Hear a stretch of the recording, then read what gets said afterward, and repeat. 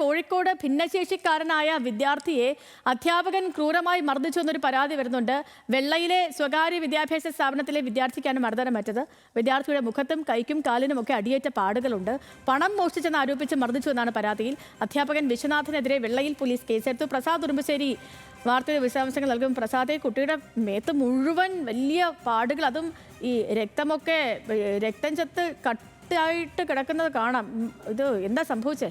ലക്ഷ്മി, അതിക്രൂരമായി ഈ വിദ്യാർത്ഥിയെ മർദ്ദിച്ചു എന്നുള്ളതാണ് നമുക്ക് പറയേണ്ടി വരുന്നത്. ആ ചിത്രങ്ങളും ദൃശ്യങ്ങളും എല്ലാം തന്നെ അങ്ങനെയാണ് വരുന്നത്. കഴിഞ്ഞ 10 വർഷമായി ഇവിടുത്തെ സ്ഥാപനത്തിൽ, സ്വകാര്യ സ്ഥാപനത്തിൽ ഈ വിദ്യാർത്ഥി താമസിച്ച് പഠിക്കുകയാണ് ചെയ്യുന്നത്. വീട്ടുകാർ ഒരു മാസത്തിൽ എല്ലാ 2ാം ശനിയാഴ്ചയും വന്ന് ഈ വിദ്യാർത്ഥിയെ വീട്ടിലേക്ക് കൊണ്ടുവരികയും പിന്നീട് സ്കൂളിൽ നിർത്തുകയാണ് ചെയ്യാറുള്ളത്.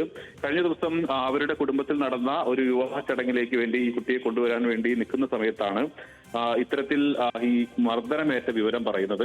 അപ്പോൾ അധ്യാപകർ വീട്ടുകാർക്ക് നൽകിയിട്ടുള്ള അവരോട് പറഞ്ഞത് ഈ കുട്ടി അവിടെ ഒരു തൊഴിലാളിയുടെ പണം മോഷ്ടിച്ചു എന്നൊരു ആരോപണം ഉന്നയിച്ചു. അതിനുശേഷം മറ്റൊരു അധ്യാപകന്റെയും പണം മോഷ്ടിച്ചു എന്നതാണ് ആരോപണമായി പറയുന്നത്. പക്ഷേ വീട്ടുകാർ പറയുന്നത് കഴിഞ്ഞ ഇത്രയും വർഷത്തിനിടയിൽ അങ്ങനെ ഒരു പരാതി ഒരു തരത്തിലും ഉണ്ടായിരുന്നില്ല എന്നുള്ളതാണ്. ഇനി അങ്ങനെ ഉണ്ടെങ്കിൽ തന്നെ ഇങ്ങനെയല്ല ഇത്തരത്തിൽ ഭിന്നശേഷി അല്ലെങ്കിൽ വെല്ലുവിളി നേരിടുന്ന കുട്ടികളെ പെരുമാറേണ്ടത് എന്നുള്ളത് തന്നെയാണ് ആ പരാതിയിൽ പറയുന്നത്. സംഭവത്തിൽ വീട്ടുകാർ പോലീസിൽ പരാതി നൽകി. അതിന്റെ അടിസ്ഥാനത്തിൽ അവിടുത്തെ അധ്യാപകനായ വിശ്വനാഥനെതിരെ പോലീസ് കേസെടുക്കുകയും ചെയ്തിട്ടുണ്ട്. ഓക്കെ പ്രസാദ്, ശരി.